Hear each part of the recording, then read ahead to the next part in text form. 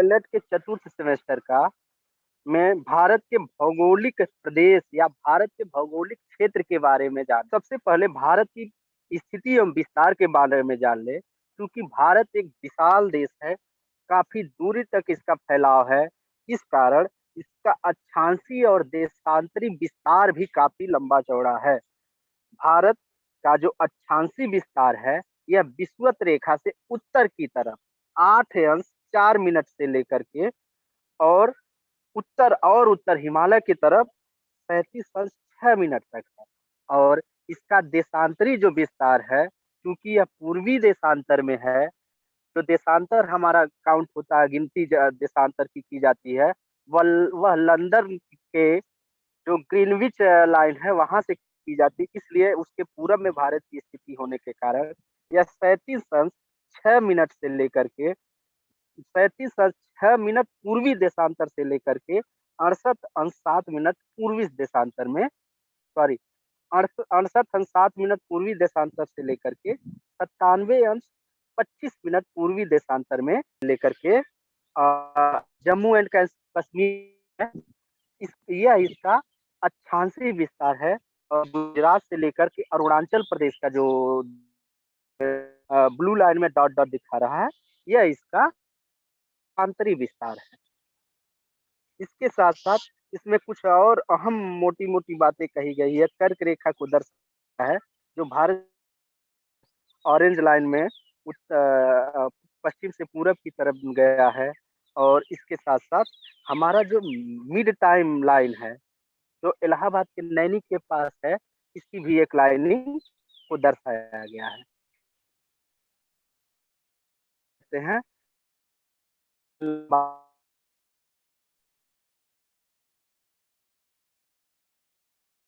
Kilometre है पूरा पश्चिम लंबाई, तो 33 किलोमीटर की लंबाई। इसका जो स्थलीय सीमा है, स्थलीय यानी जो समुद्र तटवर्ती सीमा है, वह लगभग 15,200 मीटर है, जिसमें समुद्री जो मेन सीमा है वो 6,100 किलोमीटर की लगभग है। इसमें सीमा को भी अगर शामिल कर लेते हैं तो 7,117 किलोमीटर हो जाएगी। यानी समुद्र हमारे जो समुद्रों में स्थित है, अंडमान एंड निकोबार, लक्षद्वीप, इसका जो अगर हम तटवर्ती किनारे को लंबाई में काउंट करें और भारत की जो मुख्य भूमि का समुद्र तटवर्ती किनारा है, इसको जब हम जोड़ लेते हैं तो 7,517 किलोमीटर टोटल लंबाई हो जाती है। और जो स्थलीय सीमा भारत की है, जो पाकिस्तान से लेकर के पाकिस्तान होते हुए उत्तर में अफगानिस्तान, चीन और नेपाल और भूटान, इधर म्यांमार और बांग्लादेश को जोड़ेंगे तो वो उसकी लंबाई 15,200 किलोमीटर की होती है। अब हम बात करें भारत की जो उच्चावच विविधता, उच्चावच मीन्स होता है ऊंचाई निचाई, भारत का जो धरातलीय बनावट है उसके बारे में बात करें तो इस जो, चूंकि भारत विशाल देश है, विविध जलवायु वाला, सभी प्रकार की यहाँ मिट्टियां पाई जाती है, इस कारण से इसके बनावट में काफी भिन्नता पाई जाती है। कहीं ऊंचे ऊंचे पर्वत पाए जाते हैं तो कहीं पठारों का विस्तार है। और उसी तरह दक्षिण में समुद्र का साम्राज्य है, यानी समुद्र तटवर्ती किनारा भी भारत के पास है। और साथ ही साथ एक उत्तर में पानी है, कहीं जलोढ़ है, मिट्टी वाला है, तो कहीं खादर है, कहीं बांगर है।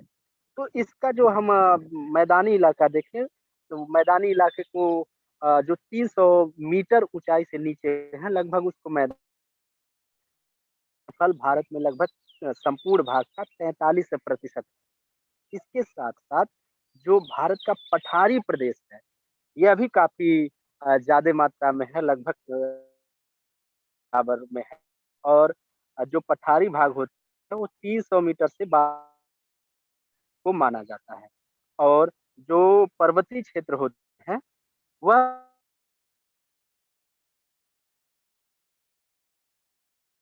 इसका अधिकतम ऊंचाई हमारा एवरेस्ट पर्वत का है, जो 8,848 मीटर की ऊंचाई तक है, वहां तक ये पर्वतीय क्षेत्र है। अब हम बात करते हैं भारत के प्राकृतिक प्रदेश या भारत के भौगोलिक प्रदेश। भौगोलिक प्रदेश या प्राकृतिक प्रदेश, इसको मुख्यतः 4 भागों में हम लोग बाँट के अध्ययन कर सकते हैं। एक है भारत का पर्वतीय प्रदेश, दूसरा है भारत का विशाल मैदान, तीसरा है दक्षिण का पठार और चौथा है समुद्र तटवर्तीय क्षेत्र या समुद्र तटवर्ती मैदान या उसके साथ-साथ द्वीपीय प्रदेश।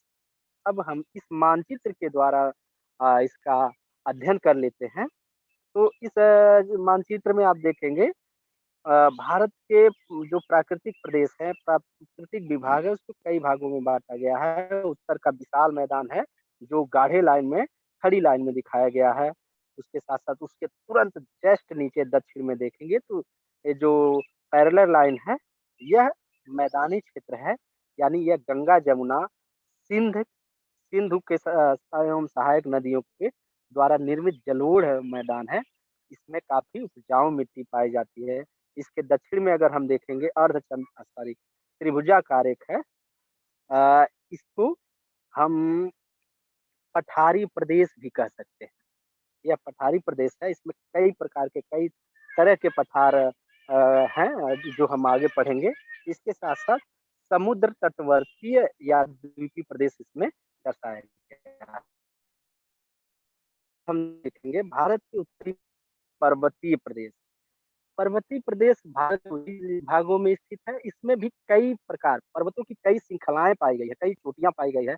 सबसे उत्तर में हम देखेंगे तो एक महान हिमालय है और महान हिमालय इसके उत्तर में और पूर्व में काराकोरम पर्वत श्रेणी पाई जाती है। काराकोरम भी एक काफ़ी ऊँची पर्वत श्रेणी पाई जाती है। ये काराकोरम में ही भारत की सबसे ऊँची चोटी जिसको केटू कहते हैं, ये पाई जाती है और काराकोरम के तुरंत दक्षिण में लद्दाख श्रेणी पाई जाती है।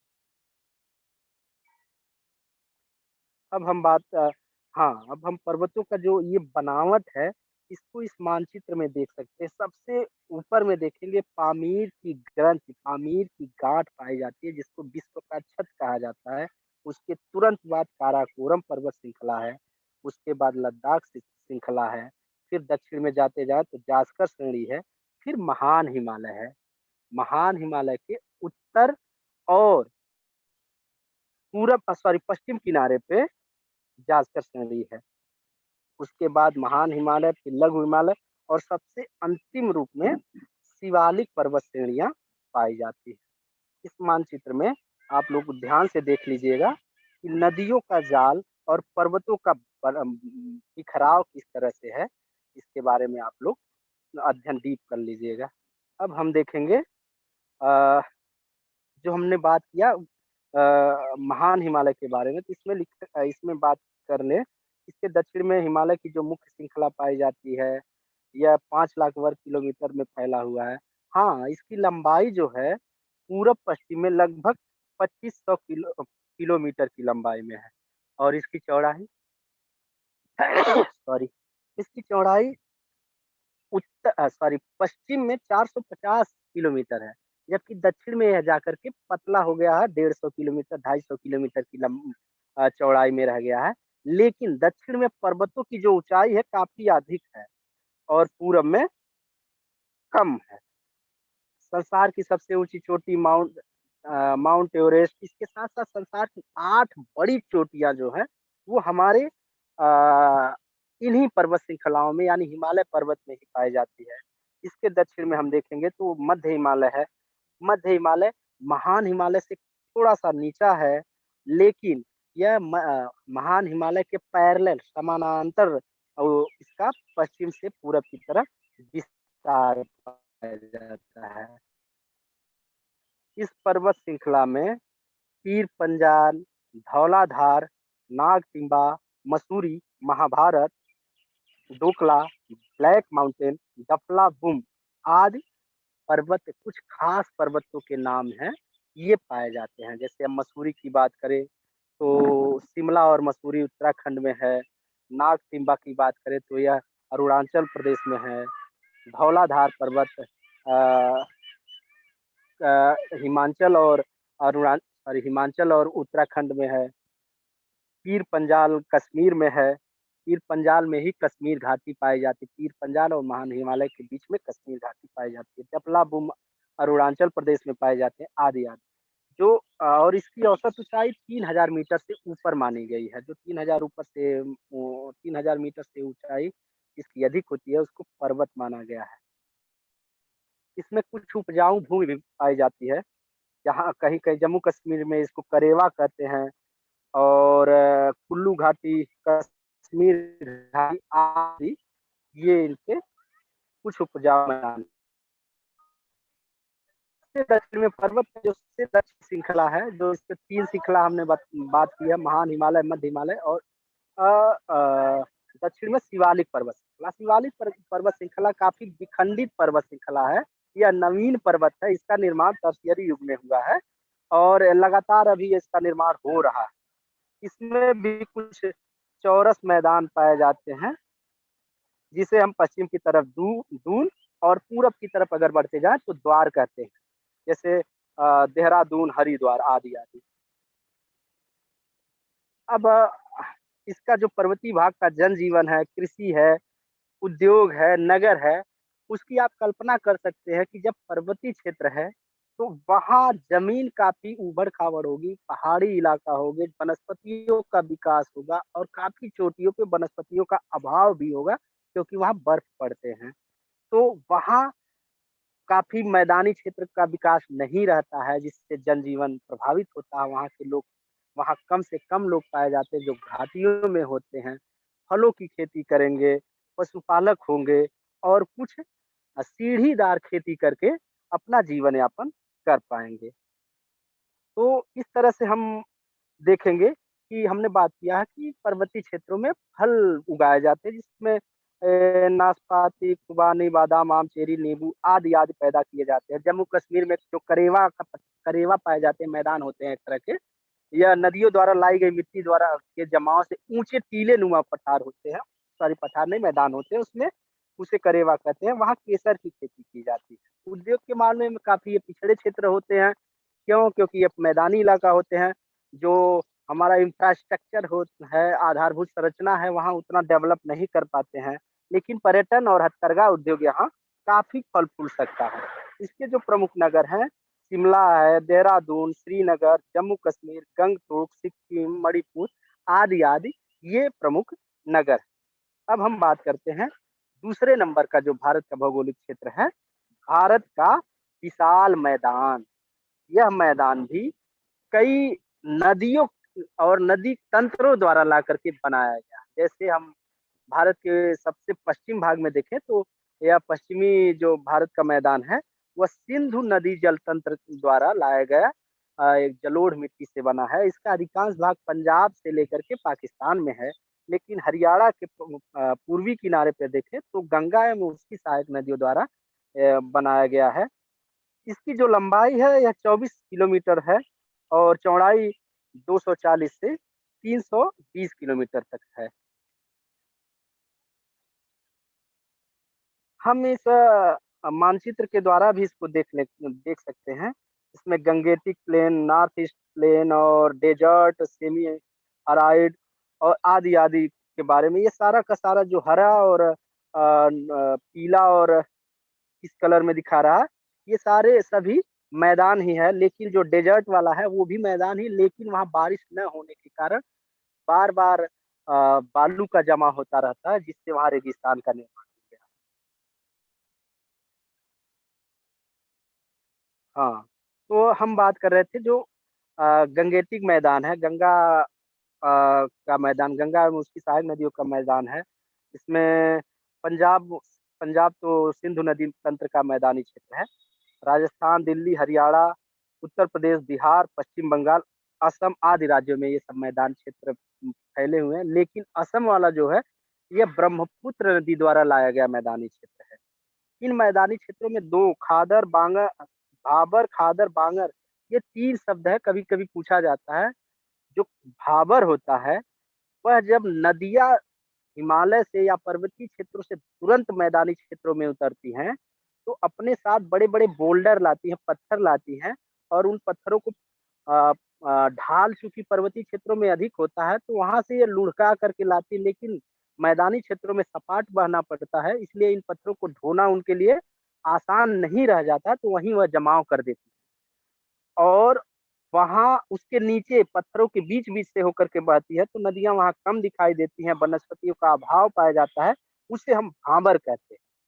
खादर जहाँ तक जो मैदानी क्षेत्रों में खादर पाए जाते हैं, यानी नदियाँ जहाँ तक फैलती हैं बारिश के समय में, जहाँ तक बाढ़ आती है, उसको खादर कहते हैं।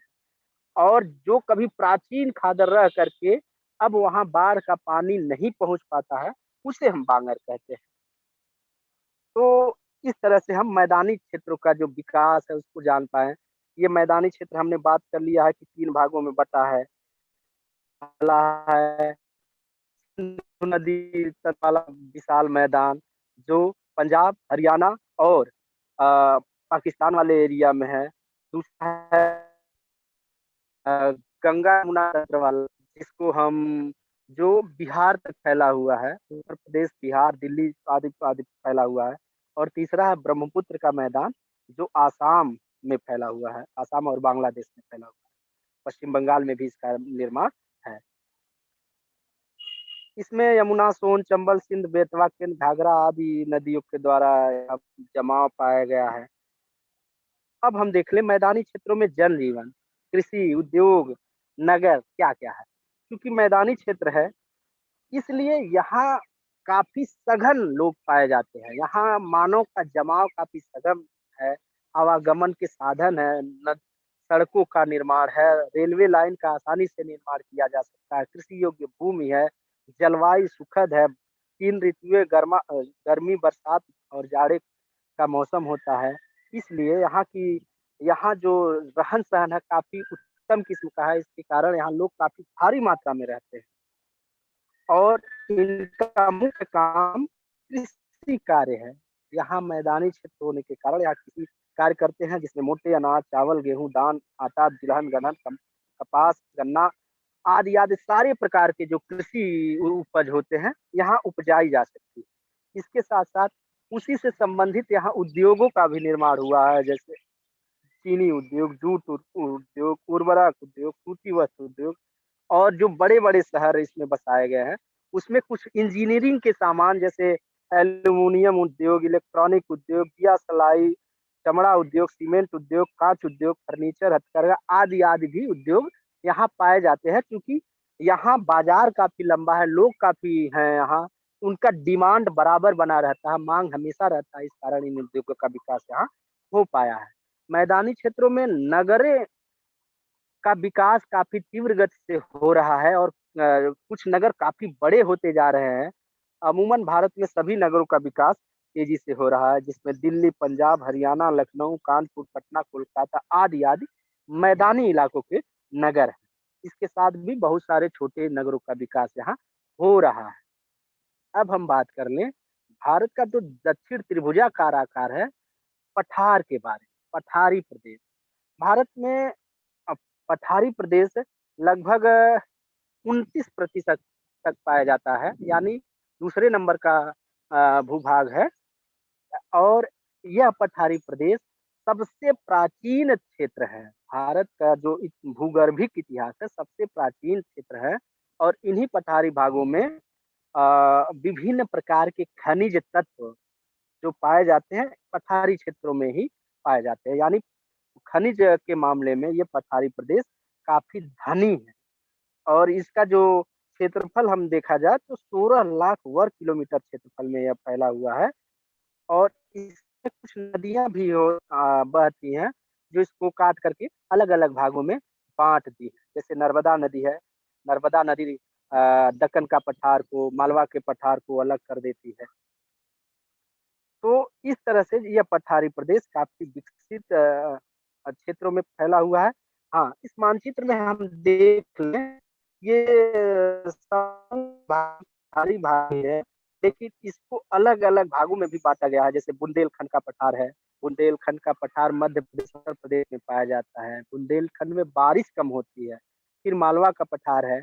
मालवा के पठार में भी उपजाऊ मिट्टी पाई जाती है, लेकिन इसमें कुछ काली मिट्टी का भी प्रभाव पाया जाता है। जो दक्कन का पठार है, दक्कन का पठार पूर्णतः काली मिट्टी से बना है। कपास की खेती यहाँ काफ़ी मात्रा में उपजाई जाती है। इसका विस्तार मध्य प्रदेश का पश्चिमी भाग और संपूर्ण महाराष्ट्र, कर्नाटक का कुछ भागों में विकसित है। उसके बाद एक है कर्नाटक का पठार, तेलंगाना का पठार, ये सब एक ही भाग है तेलंगाना का पठार। सबसे पूरब में देखें तो शिलांग का पठार है और उसके थोड़ा-सा पश्चिम में जाए तो छोटा नागपुर का पठार। छोटा नागपुर का पठार खनिजों के मामले में काफ़ी धनी पठार है। संपूर्ण प्रकार के खनिज इसमें पाए जाते हैं। इसमें लोहा से लेकर के लोहा, कोयला, एल्यूमीनियम, सोना, यूरेनियम आदि खनिज पदार्थ यहाँ पाए जाते हैं।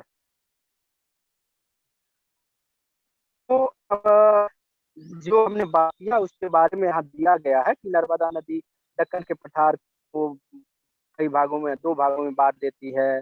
पूर्वी राजस्थान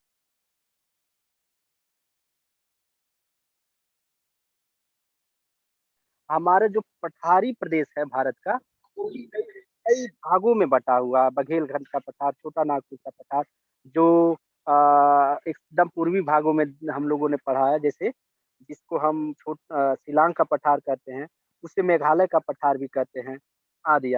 और पठारों में ही हमारे खनिज पदार्थ काफ़ी मात्रा में पाए जाते हैं। इसमें देखिए यहाँ दिखाया गया है कि ईंधन जीवाश्म रहित ग्रेनाइट पत्थर, चूना पत्थर, बलुआ पत्थर आदि भी यहाँ पाए जाते हैं।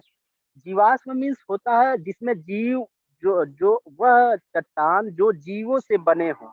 जैसे कोयला, कोयला क्या है कि वनस्पतियों एवं जीवों का अवशेष है जो काफ़ी दबाव और तापमान के कारण धरातल में दब करके कोयला में परिवर्तित हो गया है।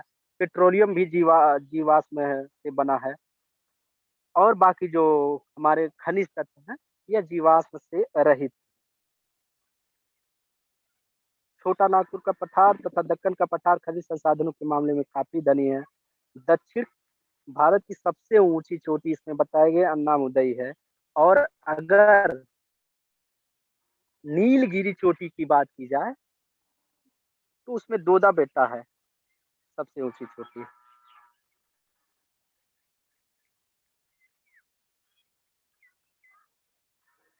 हाँ, अब हम बात कर लें दक्षिण बिहार जनजीवन कैसा है, कृषि और उद्योग धंधे कैसे हैं, नगरों का विकास कैसा है।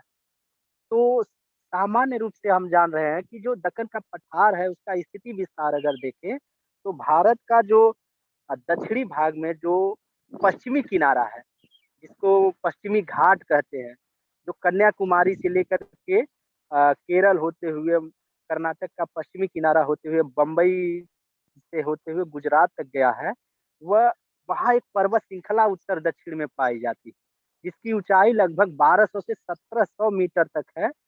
तो जो पश्चिम से मानसून उठ करके अरब सागर से मानसून उठ करके आते हैं, तो इस पर्वतों के पश्चिमी ढालों पे तो बारिश कर लेते हैं, लेकिन पूर्वी ढालों पे वृष्टि छाया वाला प्रदेश बनाते हैं, यानी बारिश वहाँ कम हो पाती है।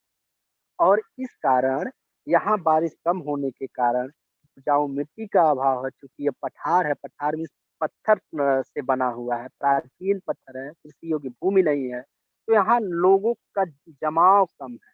मनुष्य यानी मानव यहाँ कम पाए जाते हैं। जंगल झाड़ियों का कहीं-कहीं विकास है, जहाँ जैसे जल की प्राप्ति है उसी हिसाब से। और कहीं-कहीं काली मिट्टी पाई जाती है, तो काली मिट्टी में कपास की खेती की जाती है। लाल मिट्टी पाई जाती है, लैटेराइट मिट्टी पाई जाती है। लैटेराइट मिट्टी में सागौन, शीशम, महुआ आदि पेड़ों का विकास होता है। काजू की खेती वहाँ की जाती है। बागवानी विभिन्न प्रकार की बागवानी की जाती है आदि। और इसके साथ-साथ यहाँ पशुओं का भी पशुपालक लोग भी होते हैं, पशुओं को चराने वाले भी लोग होते हैं। लेकिन हम कह सकते हैं कि इनका जीवन काफ़ी कठोर जीवन है। हाँ, पर पठारी क्षेत्रों में खनिज की प्राप्ति के कारण कुछ मामलों में अ नगरों का विकास हुआ है। जैसे टाटा जमशेदपुर एक नगर बसाया गया केवल और केवल लौह उद्योग के विकास के लिए ही बसाया गया है, यानी वहाँ लोहा की प्राप्ति हुई और उस नगर को स्वर्णरेखा नदी के किनारे पे बसा दिया गया और वहाँ एक नगर विकसित हो गया। आज के समय में वह काफ़ी बड़ा नगर है। इसी तरह से वहाँ नगरों का विकास उद्योग क्षेत्रों के पास है या जो कुछ प्राचीन नगर है नदी तंत्रों के साथ-साथ विकसित हुए हैं, जहाँ नदियाँ पाई जाती हैं, उसके किनारे में विकसित है। जैसे हम नासिक की बात कर लें, उज्जैन की बात कर लें, उज्जैन क्षिप्रा नदी पे स्थित है। इसी तरह से हम जबलपुर की बात करें, सतना, कटनी छोटे-छोटे से जो शहर है और दक्षिण भारत में जाएँ, एकदम दक्षिण की तरफ जाएँ तो कटक है, भुवनेश्वर है और कटक भुवनेश्वर महानदी के तट पे स्थित है और दक्षिण में जाएँ तो कावेरी नदी के किनारों पे भी या समुद्र तटवर्ती किनारों पे भी नगरों का विकास पाया गया है। अमूमन जो नगर पाए जाते हैं, ये नदी के किनारे ही पाए जाते हैं, जिससे उनको जल की प्राप्ति होती रहे। दक्षिण भारत में जो जो खाद्यान्न उपजाए जाते हैं, वो काफ़ी मोटे अनाज होते हैं, जिसमें जौ, बाजरा य कपास, मूँगफली, गन्ना आदि होते हैं, तम्बाकू, रबर भी। बागवानी के मामले में रबर की खेती की जाती है, चाय की खेती की जाती है, बाबा बुदन की पहाड़ियों पे कॉफ़ी का उत्पादन होता है। केरल में मसाले का उत्पादन किया जाता है। गन्ना तमिलनाडु में पैदा किया जाता है, मूँगफली भी तमिलनाडु में पैदा किया जाता है, कपास महाराष्ट्र में पैदा किया जाता है, आदि।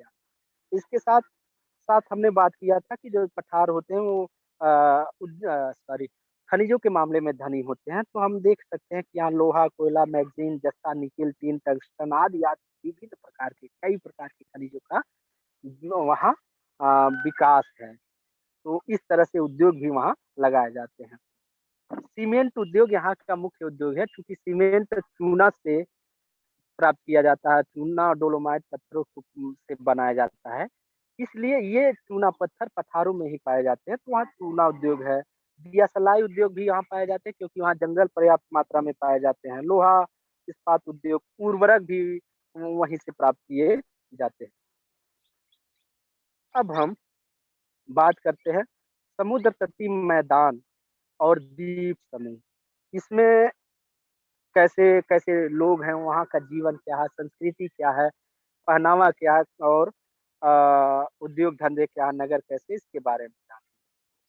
समुद्र तटवर्ती की बात अगर हम करें तो जो हमारा इस मानचित्र में देख ले रहे हैं, जो भारत के दक्षिणी भाग में गुजरात से लेकर के गुजरात अगर हम दक्षिणी भाग का पश्चिमी किनारा लें भारत का, तो गुजरात से लेकर के महाराष्ट्र, कर्नाटक, गोवा, केरल, तमिलनाडु, आंध्र प्रदेश, उड़ीसा और पश्चिम बंगाल। ये हमारे जो मुख्य भूमि के समुद्र तटवर्ती किनारे हैं और इन किनारों का कुछ विशेष नाम भी दिया गया है। अगर भारत के पश्चिमी तटवर्ती किनारा की बात करें तो सबसे उत्तर में काठियावाड़ का मैदान कहा जाता है, जो गुजरात में फैला हुआ है। काठियावाड़ का मैदान गुजरात में फैला हुआ है। फिर कोंकण तट को हम महाराष्ट्र और गोवा के क्षेत्र को कहते हैं। कोंकण तट महाराष्ट्र और गोवा के क्षेत्र को कहते हैं। सबसे दक्षिण में पश्चिमी तट का जो सबसे दक्षिणी है, वह मालाबार तटीय प्रदेश है, जो केरल में फैला हुआ है। केरल और तमिलनाडु का दक्षिणी बिंदु तक फैला हुआ है मालाबार का मैदान। इसी तरह पूर्वी भाग में अगर हम देखें, तो जो पश्चिमी बंगाल और उड़ीसा और आंध्र प्रदेश का कुछ आंशिक भाग है, उससे उत्कल मैदान या उत्तरी सरकार कहते हैं। उत्तरी सरकार का मैदान तटवर्ती किनारा कहते हैं और जो दक्षिणी भाग है उसका, जो आंध्र प्रदेश में यानी कृष्णा नदी से दक्षिण है, उसे हम कोरोमंडल तट कहते हैं। ये काफ़ी इम्पोर्टेंट चीज़ है, इसको आप लोग देख लीजिएगा, ये पूछता है कि कोरोमंडल तट किस राज्य में फैला हुआ है, कहाँ से कहाँ पूर्वी भारत के पूर्वी क्षेत्र में है या पश्चिमी भाग में है, आदि-आदि ये सब पूछता है। तो ये है भारत का जो तटीय मैदान, इसके साथ-साथ कुछ समुद्री द्वीप हैं, उसके किनारे पे भी ये समुद्री तटवर्ती मैदान पाए जाते हैं, जो अंडमान निकोबार द्वीप समूह, लक्षद्वीप समूह आदि क्षेत्रों में पाए जाते हैं।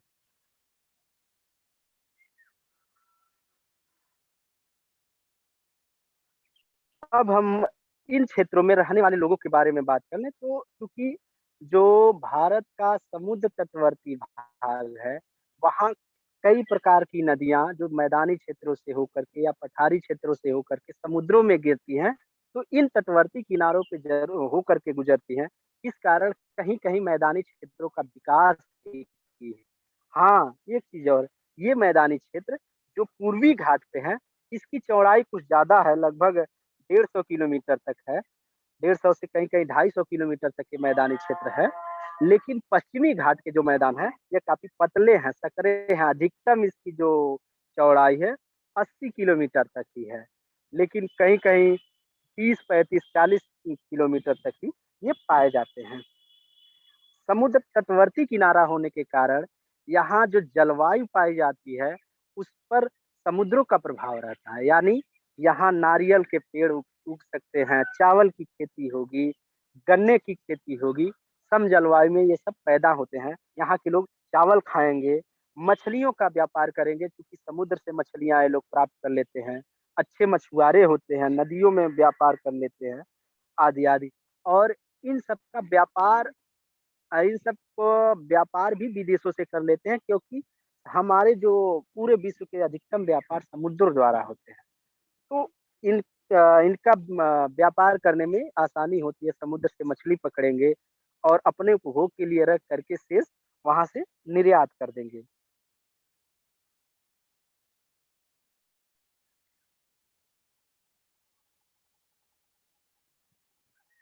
हाँ, अब हम देखेंगे समुद्र तटवर्ती किनारा है, जितना भी समुद्र के किनारे जो भाप बनती है यानी हवाएँ ऊपर उठती हैं, हवाएँ ऊपर उठ कर के समुद्रों में भी बारिश करती है और साथ में इन समुद्र तटवर्ती किनारों पे भी बारिश करती हैं। बारिश अधिक होने के कारण ये लोग चावल का उत्पादन करते हैं। चावल के खेत में ही ये मछली का पालन कर लेते हैं। वहाँ उसी के बीच-बीच में नारियल के पेड़ लगाए रहते हैं। आदि इस तरह के उद्योग धंधों का कृषि कार्यों का ये लोग विकास करते हैं। समुद्र के किनारे पे कई बड़े शहर भी पाए जाते हैं, जैसे हम दक्षिण में बात करें तो चेन्नई, कोच्चि, तिरुवनंतपुरम, गोवा, गोवा में मर्मगाँव, मुंबई, कोलकाता अ, आदि-आदि ये बड़े-बड़े हमारे शहर हैं और इन शहरों में उद्योगों का भी विकास काफ़ी मात्रा में हुआ है, जिसमें सबसे पहला उद्योग है सूती वस्त्र उद्योग। सूती वस्त्र उद्योग के साथ-साथ इलेक्ट्रॉनिक उद्योग, दिया सलाई उद्योग, इंजीनियरिंग उद्योग आदि उद्योग पाए जाते हैं। तो इस तरह से हम भारते हैं और अ, इन 4 भागों में अध्ययन करते हैं और 4 भागों में भारत का उत्तर का विशाल भारत का उत्तर का मैदानी क्षेत्र, भारत के सबसे सुदूर उत्तरी भाग में पर्वतीय क्षेत्र, भारत का दक्षिण का पठार और सबसे सुदूर दक्षिण में समुद्र तटवर्ती प्रदेश या द्वीपीय क्षेत्र आते हैं। क्योंकि भारत एक विशाल देश है, इसमें विविध संस्कृति के लोग रहते हैं, विविध धर्म के लोग रहते हैं, अनेक तरह से क्रियाकलाप करते हैं, अनेक तरह की जलवायु पाई जाती है, विभिन्न प्रकार के वनस्पतियों का विकास हुआ है। इस तरह से भारत एक विविधताओं वाला देश है, लेकिन ये पूरे विविधता के साथ-साथ अपनी एकता को समेटे हुए है। तो इस प्रकार हमारा चैप्टर